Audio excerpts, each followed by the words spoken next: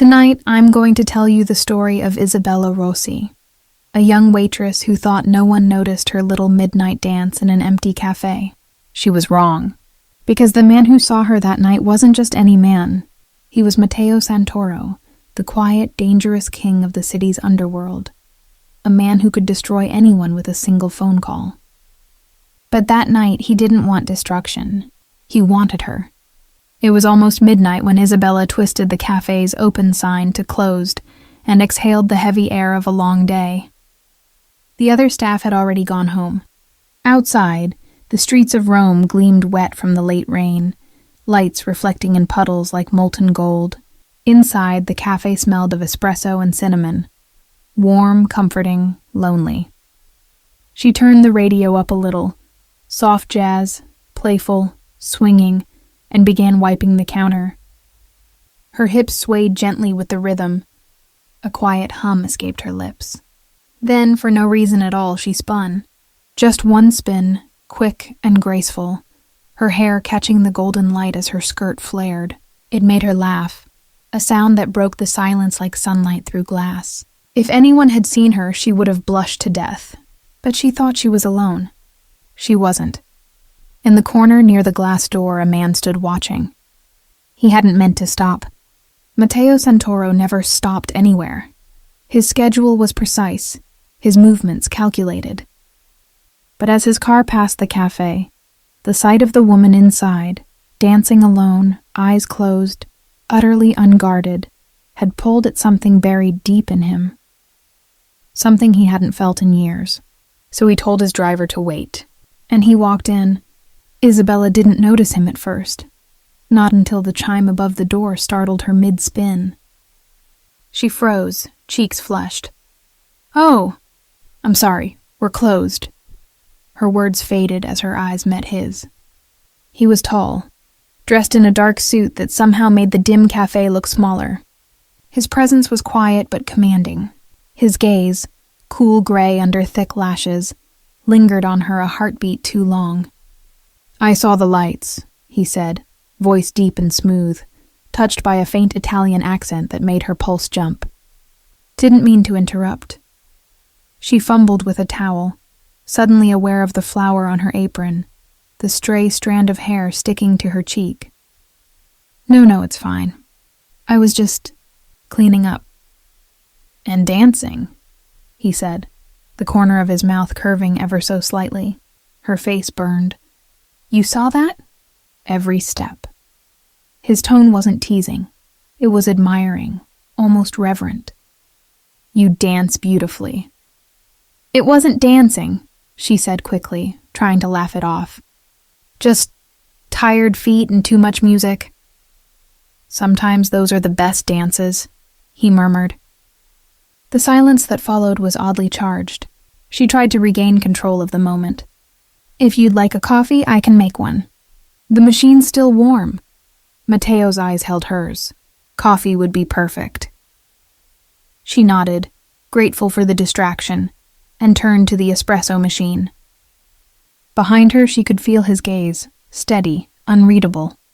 She tried to ignore how her hands trembled slightly as she tamped the grounds, pressed the button, watched dark liquid pour into porcelain. "You work here often?" he asked, his voice a low hum behind her. "Most nights," she said, glancing back with a smile. "Someone has to keep the city caffeinated. Long hours for little pay." She shrugged. "It's honest work." He tilted his head, studying her. "Honest? That's rare," the machine hissed. She turned, handing him the cup. Their fingers brushed, a spark, quick but undeniable. "Thank you," he said, his gaze lingering on her face before he sipped. "Perfect," she laughed softly. "Flattery won't get you a free refill." "I'm not trying to flatter you, Signorina," he said. "I'm just telling the truth."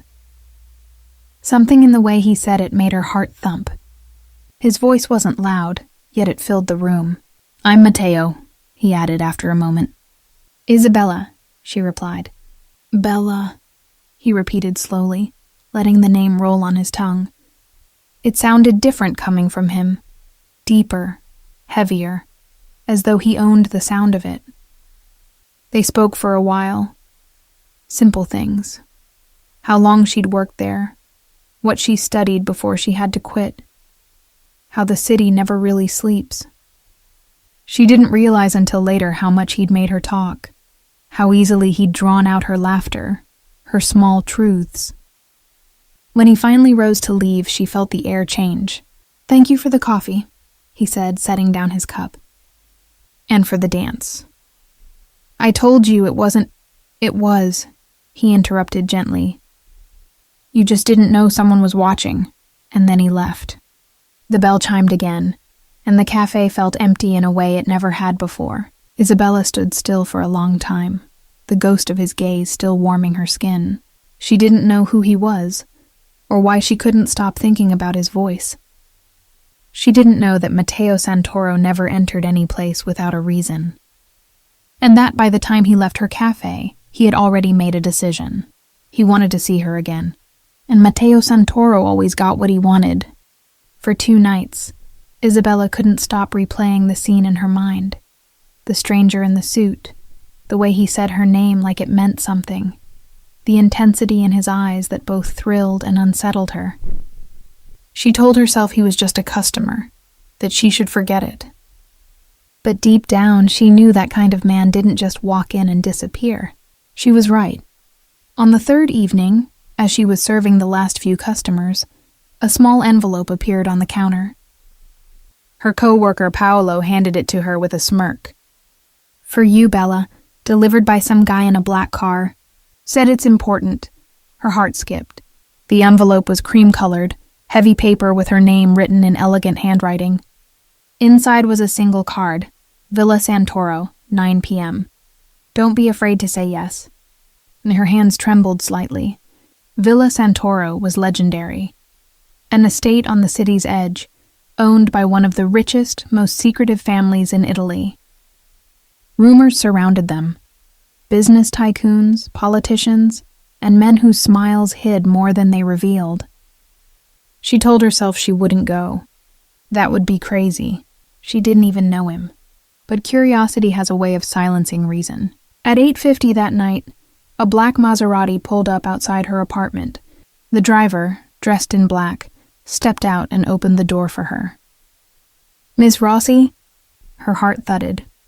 "Yes." "Mr. Santoro is expecting you." She almost said no. Almost.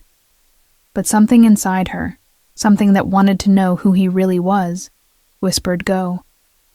The drive was silent except for the low hum of the engine and the rain tapping on the windows. When the car finally stopped before a gated villa surrounded by tall cypress trees, Isabella felt a shiver. The place looked more like a fortress than a home. The front doors opened as she approached. A butler in a dark suit nodded respectfully. "Mr. Santoro will see you in the conservatory." She followed him through marble halls filled with art, the soft sound of a piano echoing in the distance. The scent of amber and tobacco lingered faintly in the air. When she stepped into the conservatory, she saw him, Matteo, standing near a grand piano, one hand resting casually on a glass of red wine. He was wearing a dark turtleneck instead of a suit, but he looked just as intimidating. "You came," he said simply, his lips curving into a small smile. "I almost didn't," she admitted. He raised an eyebrow. "But you did. That says something. Maybe that I'm reckless. Maybe that you're curious." He gestured toward a chair. "Sit. I don't bite." "That sounds like something a man who does bite would say," she murmured, but sat anyway. He chuckled, a rare, genuine sound that made her stomach flip. "You're braver than I thought. And you're more mysterious than anyone has a right to be." Their eyes met, the tension between them growing heavier with every heartbeat. Matteo poured her a glass of wine. "I don't usually invite strangers to my home, but I wanted to see you again." "Why?" He studied her for a moment. "Because when I walked into that cafe, I saw someone who wasn't pretending.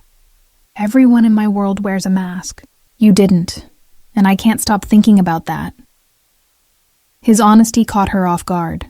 You don't even know me. I know enough. You work hard, you're kind, and you dance when no one's watching. Her cheeks flushed. That was nothing. It wasn't nothing to me. The sincerity in his tone left her speechless. For a few moments they sat in silence, the soft piano music filling the air. Matteo seemed lost in thought, his eyes distant. Then he spoke again, his voice quieter. You should know who I am, Isabella. It's only fair. Her chest tightened. Who are you? He hesitated, as if choosing between two truths. I run a business that keeps this city running. Some call it construction. Some call it politics, others use uglier words. She frowned.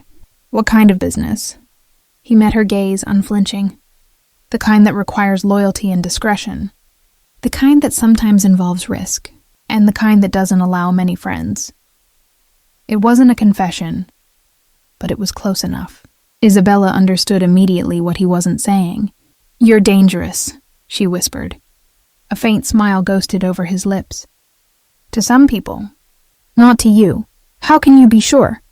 Because if I meant you harm, you wouldn't be sitting here. His tone was calm, matter of fact, and yet there was no menace in it. Just quiet certainty. She should have been afraid. Instead, she felt seen. I should go, she said, standing abruptly. This was a mistake. Matteo rose too, his expression unreadable. If you want to leave, I won't stop you. But something tells me you'll come back. People always do when they find a place they didn't know they were missing. Don't be so sure, she said. But her voice wavered. He walked her to the door, keeping a polite distance. As the butler reappeared, Matteo spoke softly. Bella. She turned. Next time you dance, he said, don't hide it. The world needs more people who still remember how. Her throat tightened. She couldn't tell if it was a compliment or a warning. That night, lying in bed, Isabella couldn't sleep. Matteo's words echoed in her head, his voice sliding into her dreams. She told herself she wouldn't see him again. She told herself she was too smart for that. But deep down, she already knew she'd lost that battle, because something about the way he'd looked at her, like she was light in a world full of darkness, had left a mark she couldn't erase. And what she didn't know was that outside, across the street, a black car idled quietly. Matteo's driver sat inside, watching her window, waiting for the boss's call. Matteo never left anything to chance, not even her. Days passed, but Isabella couldn't shake him from her mind. Every time the cafe door opened, her heart leapt, half expecting to see him again. But Matteo Santoro didn't just appear twice without reason. And yet, one rainy afternoon, he did. The cafe was busy, filled with the low hum of conversation and the hiss of milk steaming. Isabella was wiping a table when the air suddenly shifted, quieter, heavier. When she turned, he was there, seated in the corner booth, reading a newspaper. Two men in dark suits lingered discreetly near the door, pretending to be ordinary customers. Her chest tightened. He shouldn't be here. She approached cautiously, forcing a smile. We're all out of miracles today, Signor Santoro. Can I offer you coffee instead? He looked up from the paper, his lips curling faintly.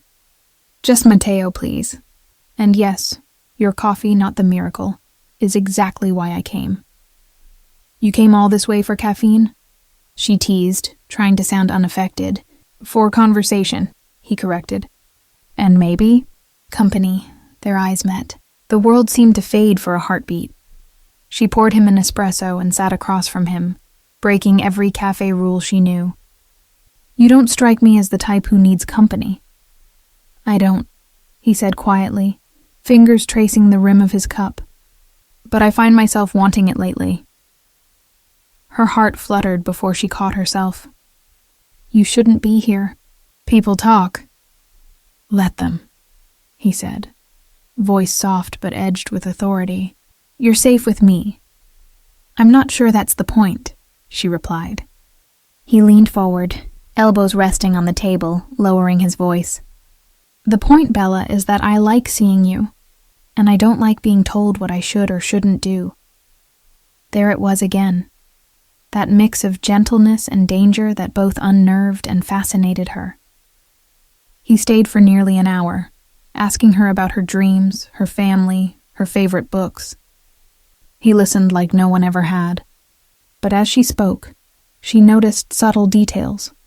The way people glanced his way and quickly looked down, the respectful nods from men passing outside. Even Paolo, her co-worker, avoided his table like it was holy ground. When Matteo finally left, he slipped a small black card onto the counter. "If you ever need help," he said, "call this number, day or night." She looked down. No name, just a number printed in silver. When she glanced up again, he was gone. That night, as she locked up, she told herself to throw the card away. But she didn't. She slid it into her wallet like a secret she wasn't ready to destroy. The next few weeks blurred into quiet confusion. Matteo appeared again, then disappeared for days. Sometimes he'd come for coffee, other times just to talk. He never crossed lines. But there was always an invisible thread between them. One she couldn't cut. One he quietly controlled. Once he arrived after closing. The cafe was empty except for her and the faint glow of the streetlights. "You shouldn't walk home alone this late," he said, appearing at the door as if he'd been waiting outside. "I'm fine," she said, locking the register. "I'm sure you are, but humor me." He offered his hand. "Are you always this protective of your baristas?" she asked, half teasing. "Only the ones who dance when they think no one's watching." She hesitated, then took his hand. His fingers were warm, strong, steady. The contact sent a rush through her chest. He walked her home without speaking much, his steps unhurried, his presence grounding. When they reached her door, she turned to thank him, but his eyes caught hers, and the world seemed to hold its breath. "I shouldn't get used to this," she whispered. "Maybe you should," he murmured. He leaned closer, not to kiss her, but to brush a strand of hair from her face. His fingers lingered for just a second too long. "Good night, Bella." It was the softest command she'd ever heard.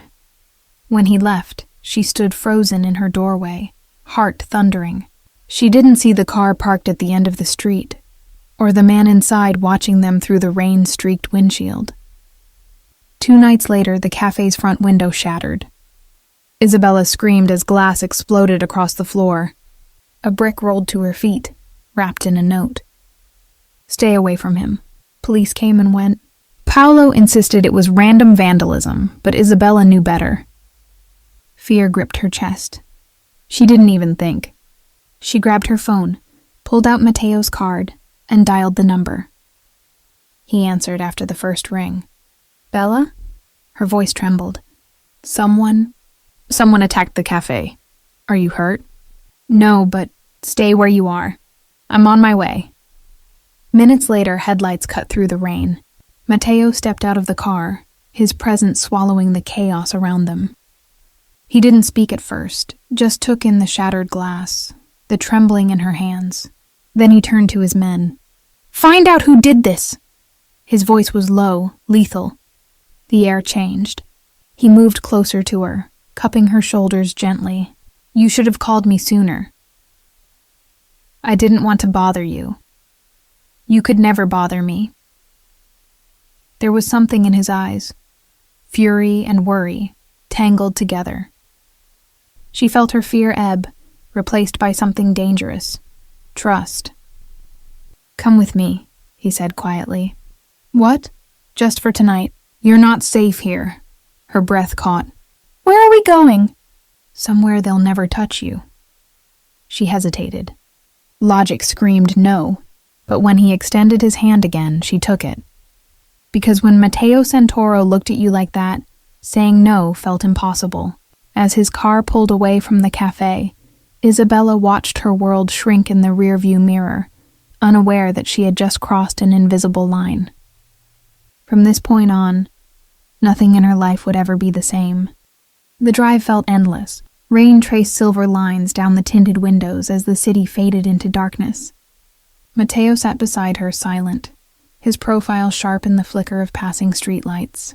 "Where are we going?" Isabella finally asked, her voice small in the hum of the engine. He turned slightly toward her. "Somewhere safe." "That's not an answer." His lips curved faintly. "You'll see soon." She wanted to press further but couldn't find the words. Everything about him, his stillness, his control, the quiet authority that seemed to shape the air around him, made questions feel futile. After half an hour, the car turned down a narrow, tree-lined road. Iron gates opened soundlessly ahead, revealing a villa illuminated by soft golden light. It was beautiful but intimidating, too quiet, too perfect. The car stopped beneath an archway. A man in a black suit opened her door, murmuring, "Buonasera, signorina." Matteo gestured for her to follow. "Come." The villa's interior was a symphony of marble, glass, and low-lit elegance. Classical music drifted faintly from another room. The scent of cedar and old books filled the hall. "This is your house?" Isabella whispered, taking it all in. "One of them," he said casually. "You'll stay here until I'm sure it's safe." "Matteo, I can't—" He stopped, turning to face her. "Bella, whoever threw that brick wasn't sending a message to the cafe. They were sending it to me. You were the easiest way to reach me. That makes this my responsibility." His gaze was steady, protective in a way that made her chest tighten. "I don't even understand what you're involved in," she said quietly. "Then don't try to," he replied. "For now, just trust me." He led her through the hall to a guest room overlooking the rain-soaked gardens. It was more luxurious than any hotel she'd ever seen. Silk sheets, soft lighting, a balcony with a view of the city lights below. "If you need anything," he said, "my staff will bring it. There's food, clothes, anything you want." She stared at him. "This feels surreal, like I've stepped into someone else's life." Matteo's expression softened. "Maybe you just stepped into mine." He turned to leave, then paused in the doorway. "Get some rest, Bella. You're safe here." After he left, Isabella stood by the window, watching the rain blur the reflection of her face. Safe, he had said, but the silence of the villa felt too heavy, too alert. Somewhere downstairs, she heard the faint murmur of men's voices, guards maybe. She touched the curtains, fingers trembling slightly. For the first time, she wondered if safe meant something different in Matteo's world. She didn't sleep much that night. Sometime after midnight, she heard footsteps outside her door.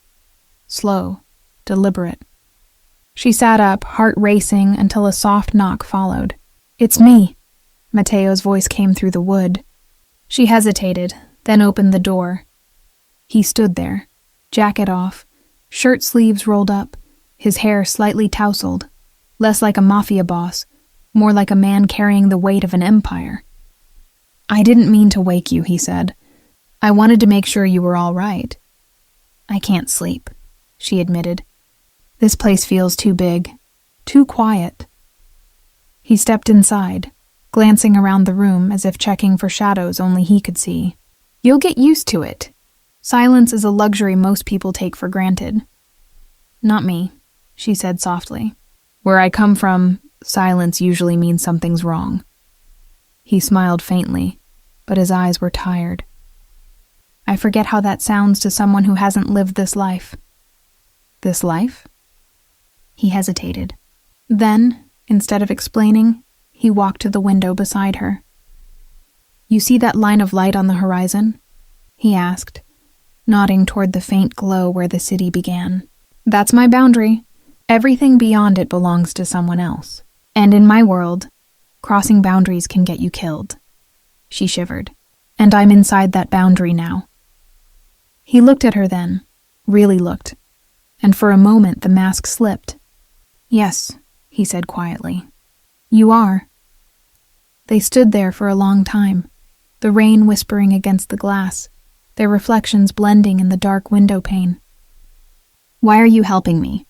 she asked finally. "You could have just sent someone to fix the window." He exhaled slowly. "Because when I saw that note, I realized how close you came to being hurt because of me, and I don't let anyone pay for my mistakes. But you don't even know me." "I know enough," he said. "Enough to know that if something happened to you, I wouldn't sleep again." The words hit harder than she expected. No one had ever spoken about her like that, not with such quiet certainty. "Matteo," she began, but her voice faltered. He took a step closer. The distance between them vanished, replaced by a tension that made her heartbeat echo in her ears. "I should go," he said after a moment, his voice rough. "Before I say something I can't take back." He turned to leave, but her hand brushed his arm. Instinct, not thought. "Wait," he stopped. She searched his face. The sharp lines, the weary eyes, the contradiction between danger and gentleness that defined him. "I'm not afraid of you," she whispered. Something shifted in his gaze, a flicker of disbelief, then something deeper, rawer. "You should be," he said. "Maybe," she replied, "but I'm not." The silence that followed was electric. He didn't move for a long time, then finally nodded, as if conceding defeat in a battle he hadn't meant to fight. "Sleep, Bella," he said quietly. "Tomorrow will be different." When he left, she stood there for several minutes, pulse still racing, wondering why every word he said felt like both a warning and a promise. And somewhere in the villa below, Matteo stood alone in his study, staring at a photograph on his desk. His brother, the man who had been killed 6 months ago in a cafe almost identical to Isabella's. He whispered to the empty room, "Not again."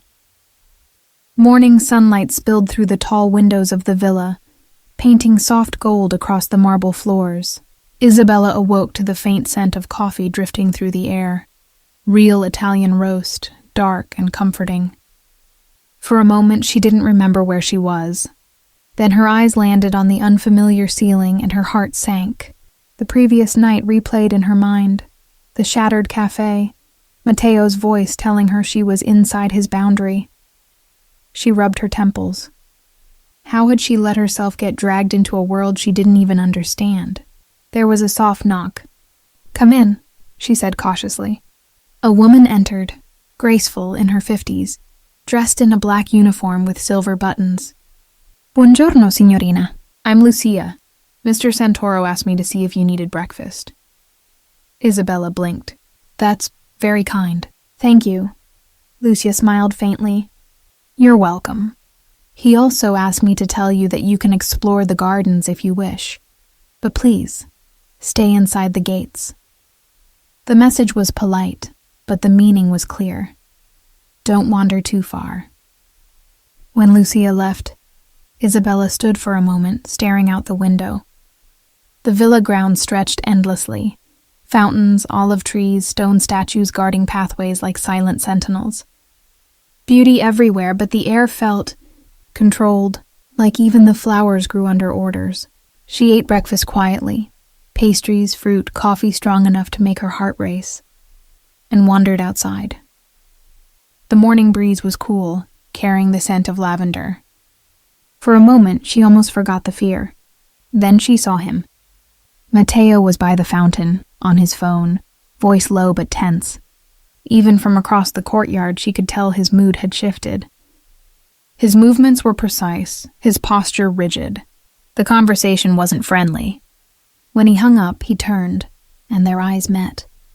"You shouldn't be out here alone," he said as he approached. "I thought you said it was safe." "I did." He slipped his hands into his pockets. "But safety in my world is relative." There was something in his tone, a weariness she hadn't heard before. "Bad news?" she asked softly. He hesitated, then shook his head. "Nothing you need to worry about." "Matteo." Her voice was gentle but firm. "You keep saying that. but it keeps sounding like I should worry." He looked at her for a long moment, then exhaled. "You're right. You should, because this city doesn't forgive weakness. And last night proved someone's watching me. Watching you now, too." Her stomach tightened. "So I'm just trapped here?" He frowned slightly, as if the word offended him. "Protected. There's a difference." "To you, maybe," she said quietly. "Not to me." His expression softened, guilt flickering behind his eyes. "You have every right to be angry. You didn't choose this." "No, but you did," she said, meeting his gaze. "Whatever you're mixed up in, it found me because of you." The silence stretched between them, heavy with truth. Then, unexpectedly, he said, "I lost someone once because of this life. My brother."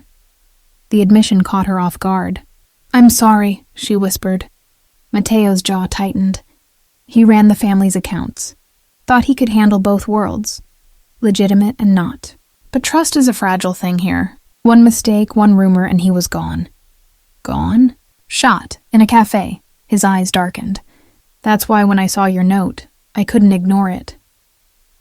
For the first time, Isabella saw past his composure, glimpsing the grief that lived beneath the calm exterior.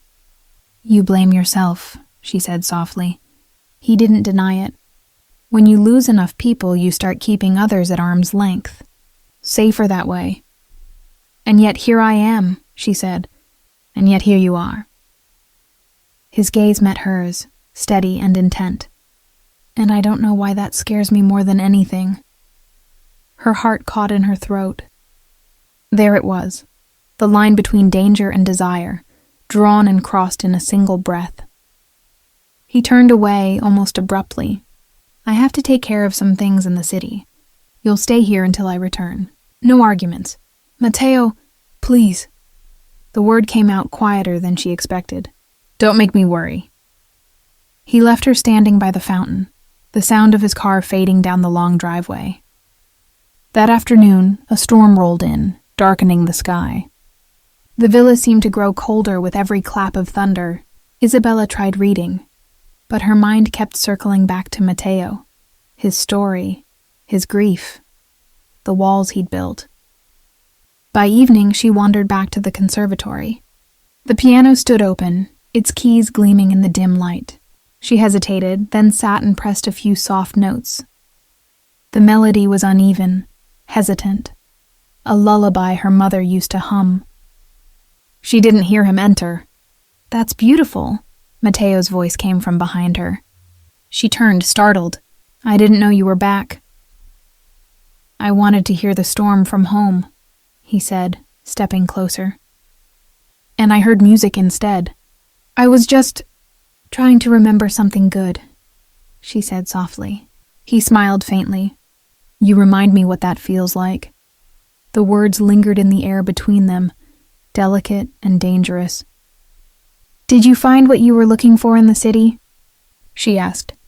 "Not yet," he said, "but I will." The way he said it sent a shiver down her spine. She stood, her pulse quickening. "Matteo, when all this is over, when it's safe, what happens then?" He was quiet for a long time before answering. "Then you'll be free to leave. And you?" He met her eyes, and for once there was no distance between them. "People like me don't get free, Bella. We just get quieter." The sadness in his voice cut deeper than she expected. Without thinking, she reached out, her fingers brushing his hand. He didn't move away. They stood there, close enough to feel each other's breath. Outside, thunder rumbled softly, the sound almost protective. In that moment, Isabella realized something terrifying and undeniable. She didn't want to leave. And Matteo, though he didn't say it, was realizing something even worse. He didn't want to let her. The following morning, the storm had passed, but an uneasy stillness hung over the villa. Matteo sat in his study, surrounded by the low hum of tension that filled the room whenever his men gathered. Papers were spread across his desk. Surveillance photos, bank ledgers, lists of names circled in red ink. Luca, his most trusted lieutenant, stood opposite him, shoulders tense. "It was the Caruso family," he said grimly. "They're testing your boundaries again." The note left at the cafe was their warning. Matteo's jaw flexed. A warning would have been a bullet. This was a message. "They're not after me, they're after her." Luca frowned. "The waitress?" Matteo's gaze hardened. "Don't call her that." Luca hesitated, then nodded. "What do you want me to do?" Matteo's fingers drummed once on the desk. "Find the leak. Someone inside gave them her name, her address, her schedule. That doesn't happen by accident." Luca hesitated. "You think it's someone close?" "I think it's someone breathing," Matteo said coldly. Silence settled, heavy as gunmetal. When Luca left, Matteo leaned back in his chair, rubbing his temples. He'd spent years building a fortress of control around his life. Every alliance, every secret, perfectly balanced. But Isabella had cracked something open in him, and now everything seemed to bleed through that fracture. He looked at the framed photo of his brother again, the one who died in a cafe 6 months ago. "They'll try again," he muttered. "They always do." A soft knock interrupted his thoughts. "Matteo?" Isabella's voice drifted through the door. He quickly swept the files into a drawer before answering. "Come in."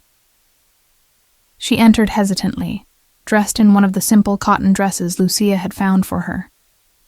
She looked out of place in the somber office, like a splash of sunlight that didn't belong among shadows. "Did I interrupt something?" she asked.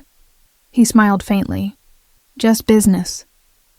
"Your kind of business scares me," she admitted. "It scares me too sometimes," he said quietly. She tilted her head, studying him. "Then why do it?" "Because if I didn't, someone worse would. Power is like gravity here. If you let go, it crushes you." The honesty in his voice startled her. She crossed her arms. "You talk like you have no choice." He gave a small, sad smile. "Everyone has a choice, Bella. It's just that mine come with consequences measured in blood." Before she could answer, a phone buzzed on his desk. Matteo's expression shifted instantly, calm turning to steel. He picked it up. "Speak." She couldn't hear the other voice, but she saw the color drain from his face. "When?" he demanded. "Where?" A pause. "Keep him there. I'm coming." He hung up and rose, already moving toward the door. "What happened?" Isabella asked, alarmed. Matteo hesitated, just long enough to decide how much truth to give her. "One of my men was found dead. The same signature as the brick at your cafe. They're not finished." Her stomach twisted. "Then don't go. I have to," he said, softer now. "This doesn't end until I make it end." He brushed past her, but she caught his arm. "Matteo, please. You can't keep fighting the whole world." He turned to her, eyes dark with something between anger and despair.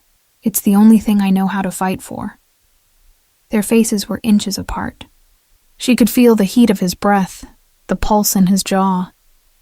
For a second she thought he might kiss her, but instead he stepped back. "Stay here," he said. "No one comes in, no one leaves. Promise me." She nodded, her throat too tight for words. The hours that followed were endless. The villa grew quieter, shadows lengthening with every tick of the clock. Isabella sat by the window watching the road, praying for headlights. Lucia tried to distract her with tea and calm reassurances, but even she seemed tense, glancing often toward the phone that never rang. When it finally did, the sound was sharp enough to make Isabella flinch. Lucia answered, her expression shifting. "Yes, he's back," she said after a moment, relief softening her voice. Isabella rushed downstairs. Matteo was standing in the doorway, shirt torn, knuckles bruised, a thin line of blood tracing his temple. "Oh my God!" she gasped, rushing toward him. "What happened?" He caught her hand gently, stopping her. "It's not my blood." Then who's someone who won't bother us again? His tone was flat, final. But his eyes betrayed the exhaustion underneath. You killed someone? She whispered. He didn't answer. She stepped back, shaking her head. You talk about protecting me, but this isn't protection. It's war. He moved closer, his voice low. You think I want this life? You think I enjoy what I have to do? Every bullet, every order, it stains me. But I'll do it again if it means keeping you alive. Her eyes glistened with tears. Why me, Matteo?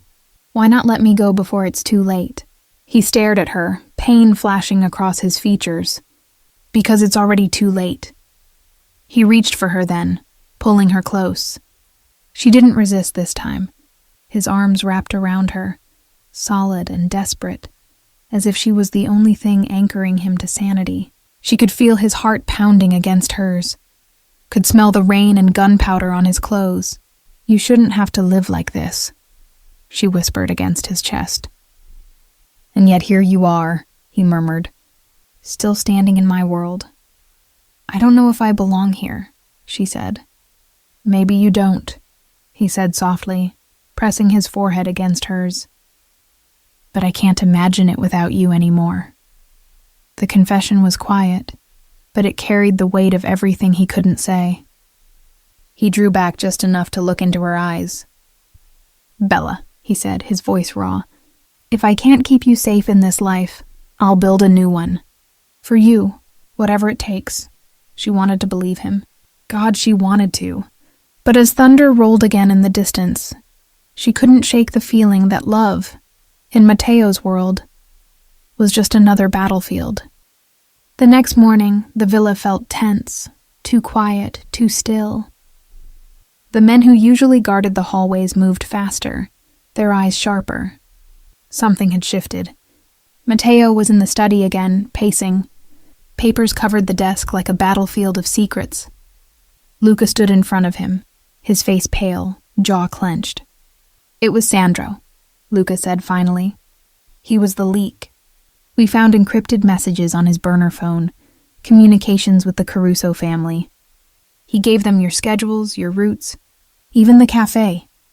Matteo froze mid-step, the muscles in his shoulders tightening. How long? 3 months, maybe more. And where is he now? Luca swallowed.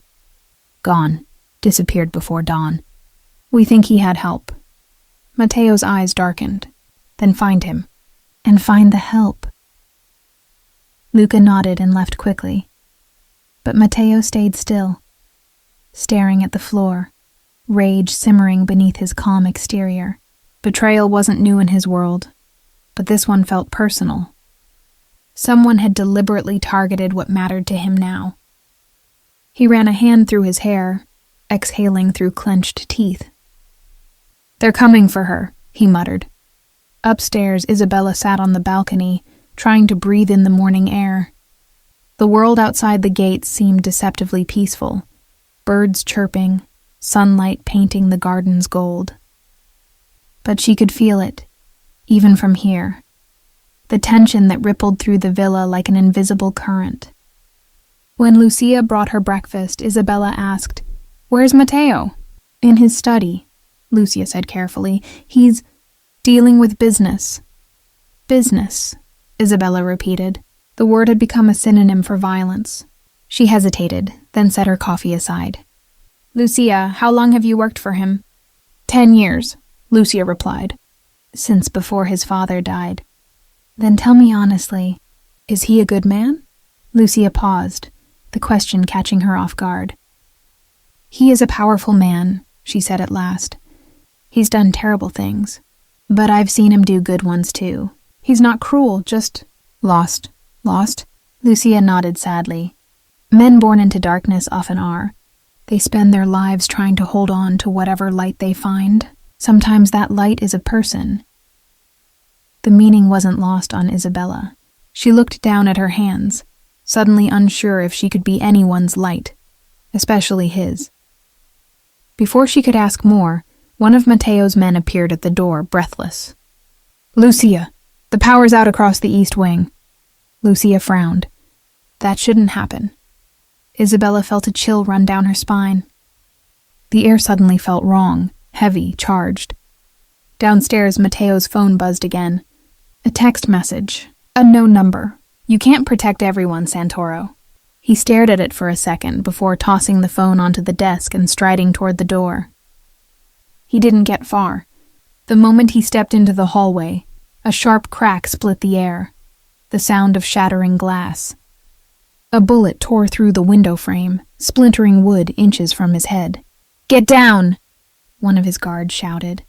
Mateo ducked behind the marble column, pulling his gun from his holster. Where did it come from? East side, near the gardens. His blood ran cold. Isabella was upstairs, in the east wing. "Cover me!" he barked, sprinting toward the staircase. Isabella had heard the gunshot. It echoed through the villa like thunder. She froze, the tray of coffee cups slipping from her hands and shattering on the floor. Lucia grabbed her arm. "Get away from the windows." "What's happening?" Isabella's voice trembled. Lucia didn't answer, just pulled her toward the hall. But before they could reach the door, 2 men burst in, faces masked, guns raised. Isabella screamed as Lucia shoved her behind the sofa. One of the men grabbed the older woman and threw her aside. "Where is she?"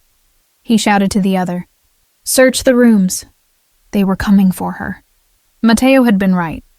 Isabella crouched low, her heart slamming against her ribs. The sound of boots echoed across the marble floor. She spotted the balcony door, half open. Her mind screamed run. She darted for it, slipping through just as one of the gunmen shouted. A bullet whizzed past, slamming into the railing. She stumbled down the steps into the garden, sprinting across the wet grass. "Stop her!" Another shot cracked through the air. She ducked, breath ragged, and ran toward the olive grove, where trees clustered thickly enough to hide her. "Bella!" The voice was Mateo's, sharp, commanding. Relief flooded her chest. He appeared from the opposite path, gun drawn, fury in his eyes. When he saw her, his expression shifted, from rage to pure, unguarded fear. "Down!" he shouted. She dropped instinctively. Mateo fired twice, 2 clean, controlled shots. Both intruders went down before they could reach her. The echo of the gunfire hung in the air like thunder. Then there was silence. Isabella trembled as he approached. His gun fell to his side, his other hand reaching for her face. "Are you hurt?" She shook her head, tears streaking her cheeks. "No." "But Lucia, she's alive," he said quickly. "They won't touch her again." His voice was tight, hoarse with adrenaline. He pulled her into his arms, holding her so tightly she could feel the tremor in his chest.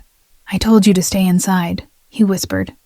"I heard the shots, and you came running toward them?" He pulled back, eyes blazing. "You could have been killed." "I couldn't just hide," she said, voice breaking.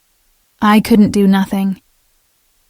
He stared at her for a long moment, breathing hard, then exhaled and cupped her face again. "You're impossible." "You're welcome," she whispered shakily. He almost laughed, a sound half relief, half exhaustion. "Don't ever scare me like that again." "I can't promise that," she said. The corners of his mouth twitched. "Of course you can't." He brushed a strand of hair from her face. "Come inside. It's over." But as he led her back toward the villa, his eyes flicked toward the tree line, the place where the intruders had entered. It wasn't over, not yet, because he knew the Caruso family wouldn't send amateurs for a warning. They'd send killers for revenge. And the next time they came, it wouldn't just be to frighten him. It would be to finish the job. That night, Mateo didn't sleep. The villa was under lockdown. More guards, more weapons, more silence. From her room, Isabella could hear the constant echo of footsteps and murmured orders. Somewhere beyond her door, the air felt charged with war. Mateo stood alone in his study, staring at the bullet holes in the reports scattered across his desk. He didn't bother to clean up the blood spatter on his sleeve. It wasn't his, but it reminded him that this time, the violence had come too close. Luca entered quietly, holding a phone. "We found Sandro." Matteo's gaze snapped up. "Where?" "In the industrial quarter. He's with them. They've set up a base near the river." "Bring the car," Matteo said. "Boss?" Luca hesitated. "You're not thinking straight. You can't storm in there alone. It's a trap." "I know," Matteo said, voice low and calm. "That's why I'm going." "Then at least let me come." Matteo nodded once. "Get ready." Upstairs, Isabella paced the length of her room. She could feel something shifting, like a storm building outside her window, one she couldn't stop. She'd seen him after the shooting. The way his hands didn't tremble, how his commands came sharp and certain. It scared her how natural he seemed in that chaos. Lucia brought her tea again, but Isabella barely touched it. "He's leaving, isn't he?" she asked quietly. Lucia's expression flickered, sympathy, and something close to fear. "You should rest, Signorina. Please, Lucia. I need to know." The older woman sighed. "He's going to end this one way or another. When a Santoro says that, it usually means someone won't be coming back." Isabella's throat tightened. "He can't keep doing this." "It'll destroy him." Lucia looked away. "Maybe that's the price he's willing to pay."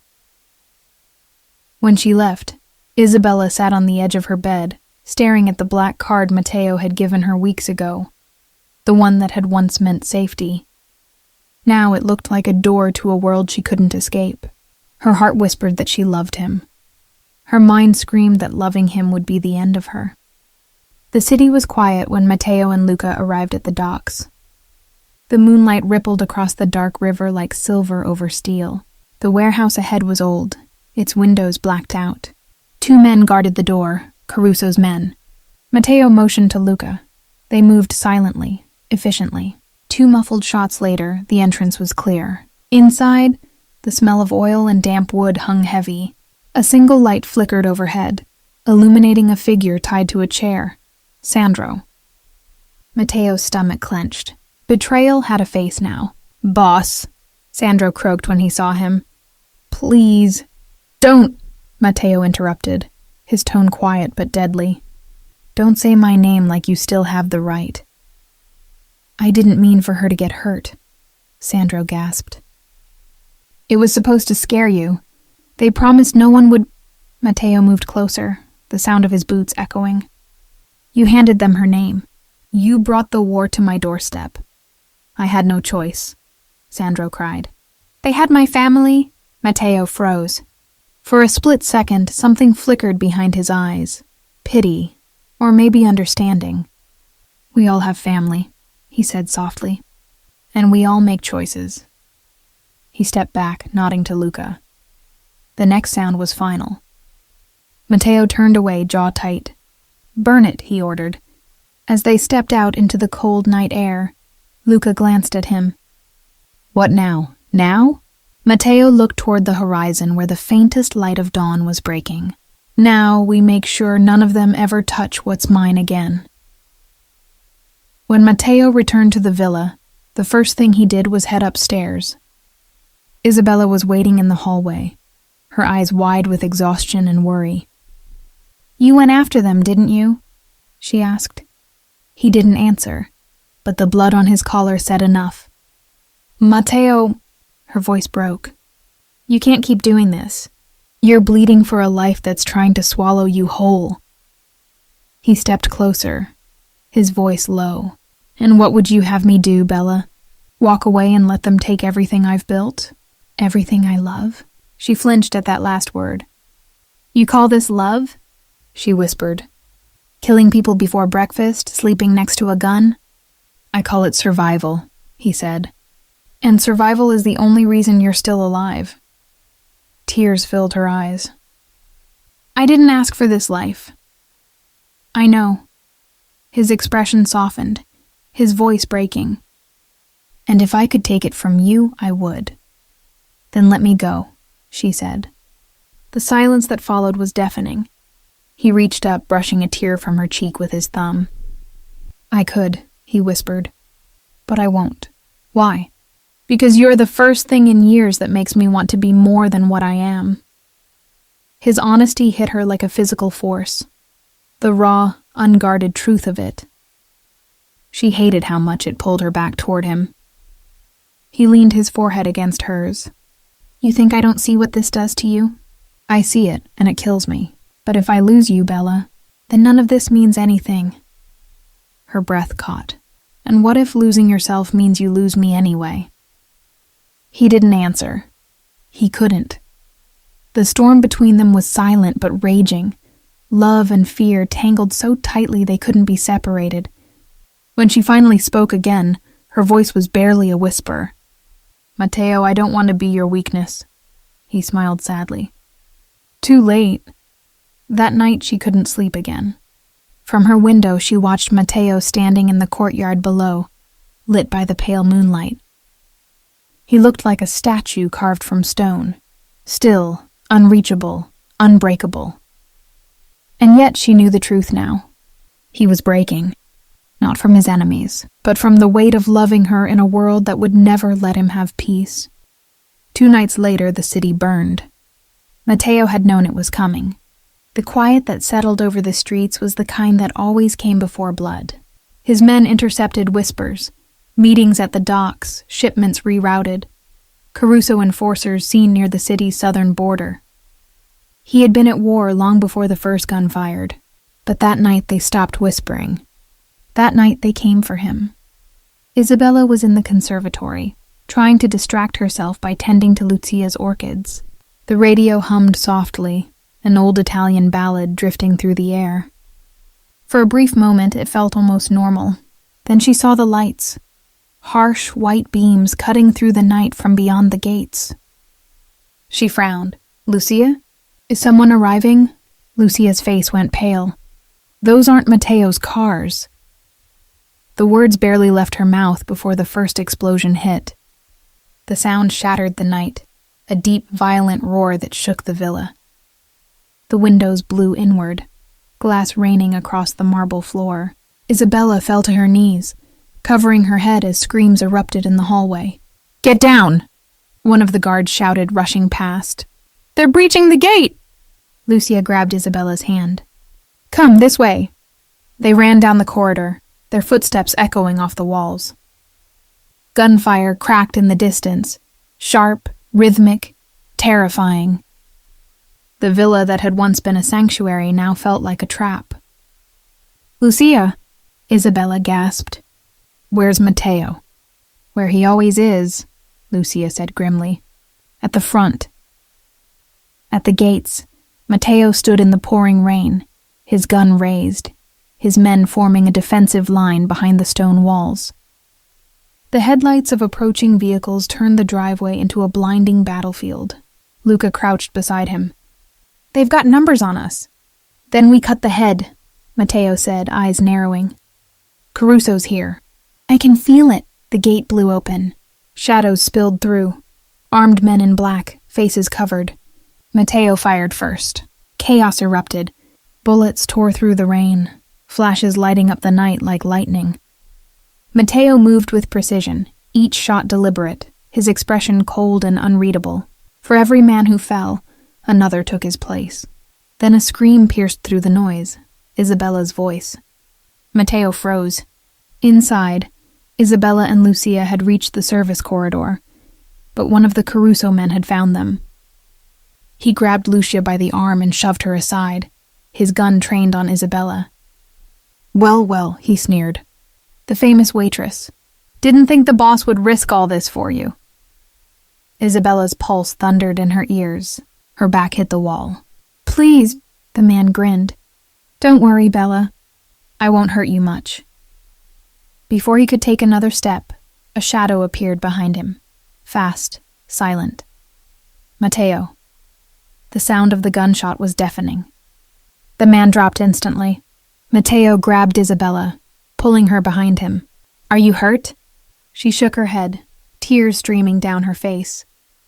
You shouldn't be here. This is my house, he said sharply. They came to my door. Lucia staggered up, clutching her arm. There's more outside. Matteo turned to one of his men who had followed him inside. "Get them to the safe room, now." "No!" Isabella cried. "I'm not hiding again." He turned to her, his voice breaking. "Please, Bella, just this once. Let me fight without worrying I'll lose you." The pain in his tone silenced her. She nodded. He pressed a kiss to her forehead. Brief, desperate. "I'll find you when it's over." Then he was gone again, swallowed by the storm. The safe room was hidden behind a false wall in the wine cellar, cold, dim, and claustrophobic. The door sealed with a heavy click. Lucia sank to the floor, shaking. "He'll be fine," she whispered. "He always is." Isabella pressed her ear against the wall. The sound outside was muffled but relentless. Gunfire, shouting, the crack of breaking glass. Every sound felt like a heartbeat skipping, then suddenly silence. "Lucia?" she whispered. "Do you hear that?" Lucia looked up, eyes wide. "Stay where you are." The silence stretched too long. Isabella's breath came shallow. She couldn't stand it. She moved to the door, pressing her palm against the cold steel. "Matteo?" she whispered, even though she knew he couldn't hear her. The silence broke with an explosion so close the ground shuddered beneath them. Dust fell from the ceiling. Lucia cried out, clutching her arm. The lights flickered, then went out. "Matteo!" Isabella screamed. She pounded on the door, panic taking over. "Please!" No answer. Only the echo of her own voice. Above them, Matteo was bleeding. He stood amid the smoke and wreckage of the main hall, his shirt torn, a cut across his forehead dripping crimson. The Caruso men were retreating, what was left of them. Luca dragged himself up beside him, limping. "They're falling back." "Not yet," Matteo said, his voice raw. "Where's Caruso?" Luca pointed through the haze. "There!" Through the broken glass doors, Matteo saw him. Enzo Caruso, older, heavier, but still smiling like a snake. He raised his gun. "Matteo Santoro!" Caruso called out, his voice echoing over the chaos. "Still pretending you're better than us. All this for a woman? A waitress?" Matteo raised his weapon. "For her, I'd burn every corner of this city." Caruso laughed.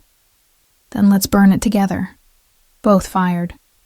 The world narrowed to the flash of muzzle fire, the smell of smoke, the sound of shattering glass. When the dust settled, Caruso was on the ground. Matteo was still standing. Barely. He staggered backward, clutching his side. The pain was sharp, spreading fast.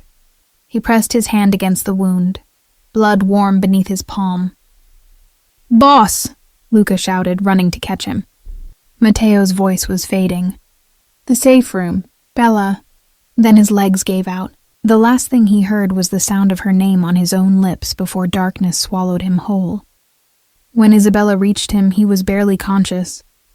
Lucia and 2 guards had forced the safe room door open after the shooting stopped. The villa smelled of smoke and metal, the floor streaked with blood. Isabella stumbled through the haze until she saw him. Matteo, lying near the broken fountain, his shirt soaked crimson. "Matteo!" she cried, dropping to her knees beside him. His eyes fluttered open, unfocused. "Bella, don't talk," she whispered, pressing her hands against the wound. "You're going to be okay. The ambulance..." He gave a faint, pained smile. "No ambulance. No police." "You're bleeding." "I've bled before." His voice cracked. "Listen to me." She shook her head, tears streaking her cheeks. "Don't you dare say goodbye. You don't get to save me and then leave me." He reached for her hand, his grip weak but steady. "If I don't make it, there's a safe behind the desk. Papers, accounts, everything you'll need to disappear. New name, new life. Promise me you'll use it." "Stop it," she sobbed. "You're going to make it. You promised you'd find me when it was over." He smiled faintly. "It's never over, Bella. Not for men like me." Her tears fell onto his chest. "Then I'll stay until it is." He closed his eyes for a moment, and for one terrifying second, she thought he was gone, until she felt his hand tighten weakly around hers. "I never believed in fate," he whispered, his voice barely audible, "until the night I saw you dancing." She bent down, pressing her forehead to his. "Then dance with me now," she whispered, "just one more time." He managed a soft laugh, breathless, broken, beautiful. "Always." She kissed him, the first real kiss since that night in the cafe, the one that had changed everything. It wasn't perfect or graceful. It was desperate and trembling, a kiss that carried every word they didn't have time to say. When she pulled back, his eyes were still open, and in them, she saw peace for the first time. "Stay with me," she whispered. "I'm trying," he said, a faint smile curving his lips. "For you. I'll try." Then the world blurred into sirens, shouting, and the cold press of hands pulling her away. He survived. Barely. The doctor said it was a miracle. The bullet had missed his heart by an inch. For weeks he drifted in and out of consciousness, and Isabella refused to leave his side. She slept in a chair beside his hospital bed, her fingers always resting over his. When he finally opened his eyes for good, the first thing he saw was her. "You're still here," he murmured. "Where else would I go?" she whispered. Matteo healed slowly, but the empire he'd built did not. He dismantled it piece by piece, closed the gambling fronts, sold the clubs, walked away from the men who once called him boss. He'd spent a lifetime controlling others. Now, for the first time, he wanted to control only himself. When he was strong enough to walk again, he sold the villa and moved into a small house near the sea, far from the city, far from everything that once defined him. And Isabella went with him. 5 years later, the cafe was alive again. Not the old one, that had been rebuilt on a new street, brighter, more open. The sign above the door read, Café de Luz, Café of Light. Inside, morning sun filtered through tall windows, and the smell of espresso and sugar filled the air. Customers laughed, music played softly, and behind the counter Isabella moved gracefully, humming to herself. Her hair was a little shorter now, her eyes a little wiser. A silver ring glimmered on her finger as she served coffee with the same gentle smile that once caught a stranger's attention in the dark. That stranger sat in the corner booth reading a newspaper. His once dark hair now carried faint streaks of gray, but his eyes were the same stormy steel, softer now, no longer shadowed by power. Matteo Santoro, or, as the papers now called him, Matteo Rossi. The man who once ruled a city now spent his mornings reading beside the woman who had taught him peace. When she brought him his espresso, he looked up and smiled. "You're late," he said. She rolled her eyes. "You own the place. You can pour it yourself." "But then I'd miss watching you work," he said, reaching for her hand. She squeezed his fingers lightly. "You still watch me dance sometimes, don't you?" He smirked. "Every night." They shared a quiet moment. No fear, no walls, just the kind of silence that feels like home. Outside, the sea breeze swept through the open doors, carrying the scent of salt and freedom. Lucia entered with a basket of flowers, smiling warmly. "You two, always flirting in front of customers." Matteo laughed softly. "They'll get used to it." He turned back to Isabella. "Do you ever regret it? The night you didn't stop dancing?" She thought about it.